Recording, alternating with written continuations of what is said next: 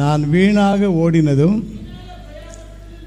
வீணாக பிரயாசப்பட்டதும் இல்லை என்கிற மகிழ்ச்சி கிறிஸ்துவின் நாளில் எனக்கு உண்டாயிருப்பதற்கு ஜீவ வசனத்தை பிடித்து கொண்டு உலகத்தில் சுடர்களை போல பிரகாசிக்கிற அழைக்கப்பட்டிருக்கிற அல்லேலூயா. அழகு மாயை நீலை தீடாதே, அதை நம்பாதே மயக்கிடுமே. அழகு மாயை நீலை தீடாதே,